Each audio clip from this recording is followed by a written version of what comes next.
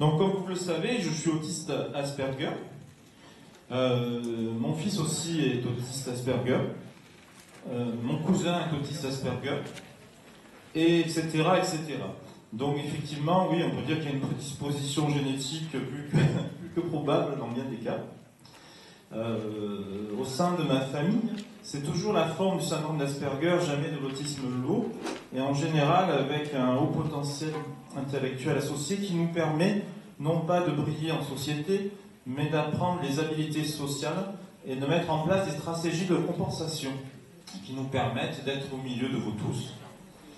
Et dans ce livre, j'ai expliqué tout ça. J'ai expliqué mes difficultés, j'ai expliqué comment j'ai mis en place des outils de compensation pour arriver à les surmonter. Et j'ai essayé de faire un calque de mon cerveau d'autiste en partageant avec vous le type de pensée que j'ai au quotidien, dont les gens ne se rendent pas compte, à moins que je leur partage. J'ai mis ma vie à nu, en fait, chose que je n'aurais pas pu faire devant tout le monde, mais je l'ai fait dans le livre. Et j'ai réservé un chapitre entier aux perceptions sensorielles. Pourquoi ? Parce que quand on parle d'autisme, on parle toujours de troubles de la communication, mais rarement des troubles sensoriels. Et pourtant, c'est une partie qui nous gâche la vie et qui est vraiment un handicap à part entière.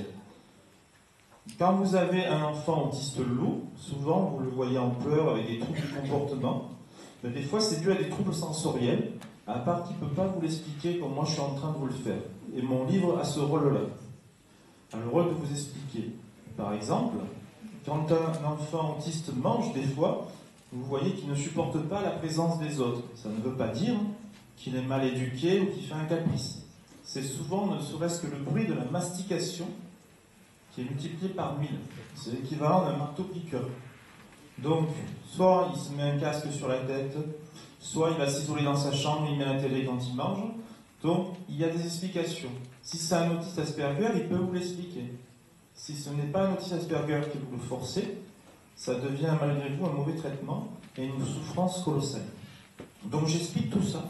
C'est des petites données que peu de professionnels vous disent, mais qu'un autiste peut vous communiquer. Alors vous me direz, il y a déjà eu des livres faits par des autistes ou par des parents. Alors la nouveauté, c'est que moi je cumule tout.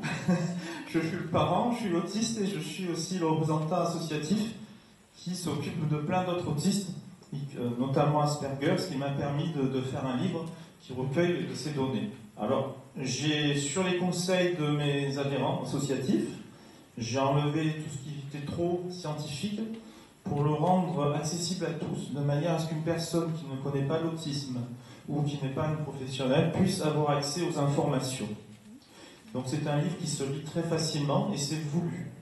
Alors j'ai choisi comme maison d'édition une maison d'édition grenobloise qui s'appelle À la Fabrique, parce que j'avais contacté des grosses maisons d'édition qui voulaient tous éditer mon livre. Bon, c'est flatteur, parce que il y a un livre sur 1000 qui est édité pour ceux qui ne connaissent pas le milieu du livre. Mais ils voulaient tous remanier mon livre pour en faire quelque chose de populaire. Voilà. Alors moi, je ne veux pas être populaire, je voulais de l'authentique. Je ne voulais pas que les gens lisent ça comme un roman et passent un bon moment en se disant « Oh, c'était cool ». Non, je voulais qu'ils apprennent quelque chose. Je voulais laisser quelque chose de mes réflexions. Donc c'est de là qu'est né mon livre « Autiste de père en fils », qui est un clin d'œil en fait. C'est une manière, c'est un clin d'œil à la psychanalyse, de dire, vous voyez, je suis bien la cause de l'autisme de mon fils, mais la cause est génétique.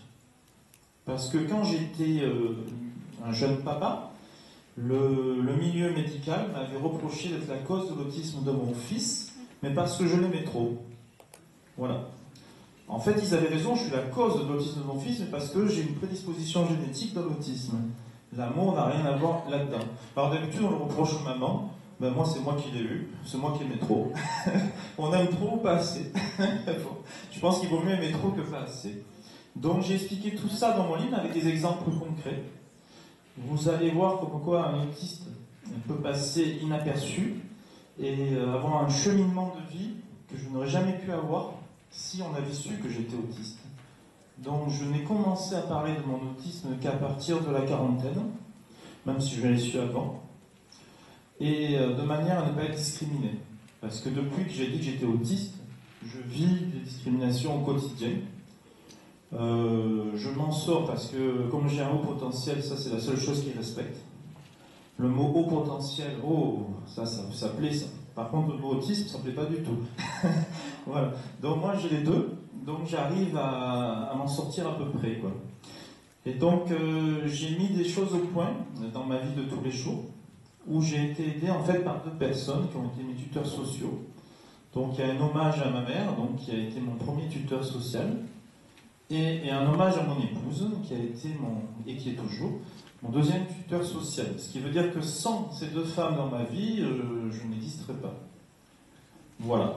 Donc c'est le témoignage qui est dans mon livre.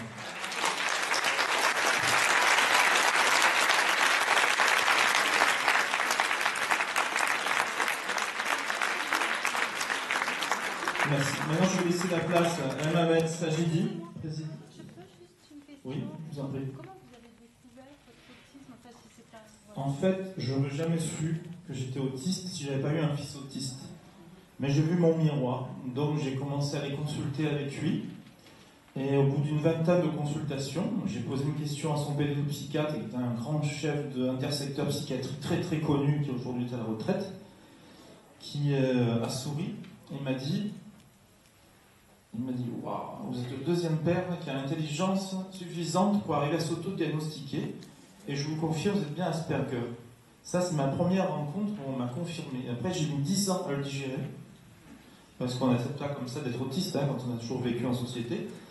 10 ans pour me comprendre, c'est toute ma réflexion que j'ai mis dans le livre. Et ensuite, je suis allé voir un grand professeur pour le confirmer. Pourquoi ? Parce qu'on m'avait fait un diagnostic verbal. Donc, je me suis demandé si j'avais rêvé, quoi. Alors, je suis allé faire confirmer ça par écrit, avec un autre grand professeur, grand spécialiste reconnu nationalement, pour être sûr que j'étais bien un autiste Asperger. Parce que des fois, je me suis dit peut-être que je suis juste au potentiel qui se trompe. Bon, ben non, on est sûr, je suis vraiment 100% malheureusement autiste. Je dis malheureusement, parce qu'être autiste dans une société comme la nôtre, c'est un véritable cauchemar. Alors tous ceux qui disent ouais je suis autiste, c'est super, c'est cool, à mon avis c'est pas des autistes, ou alors ils habitent pas en France. Hein. C'est pas cool du tout. Voilà. On a plein de souffrances, de soucis.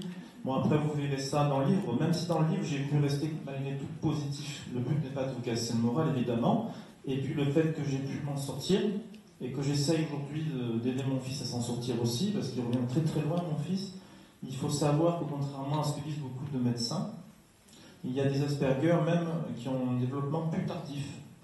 Alors des fois on se dit oui mais il n'y a pas diagnostiqué Asperger à 4 ou 5 ans mais autiste traditionnel, il n'y a aucune chance qu'il soit Asperger, ben c'est faux. Voilà. Ça fait plusieurs fois que j'ai la preuve, et mon fils en est aussi la preuve. Et il y a eu 3 diagnostics d'autiste Asperger confirmés par 3 grands professeurs qui confirment tout ce qu'il est. Alors que son diagnostic initial c'était autiste moyen, il léchait les vitres, il se roulait par terre. C'était de l'autisme pur et dur, quoi. Hein. Il n'y avait pas plus dur. Hein. Quand ma femme voulait l'enlacer, elle se prenait un coup de tête. C'était que ça. Et donc, on n'a fait ni ABA ni rien du tout, mais il a progressé quand même par l'amour de ses parents et les stimulations qu'on pouvait lui offrir avec nos mecs aux moyens. Donc, même si vous habitez au fin fond du monde et que vous n'avez aucun moyen, quand vous vous occupez de vos enfants, quand le papa joue avec au football ou autre, bon, moi j'aime pas le foot, mais je sais qu'il y en a beaucoup qui aiment. Eh ben, vous êtes des acteurs par la stimulation d'un mieux-être pour votre enfant. Et vous êtes d'ailleurs le premier rôle, le plus important. Chez moi, le premier acteur, c'est ma mère. Le deuxième acteur, ça a été mon épouse. Voilà. Mais bon, pas toutes les épouses, pas toutes les femmes peuvent épouser un autiste Asperger, évidemment. Ça demande, disons, certaines qualités.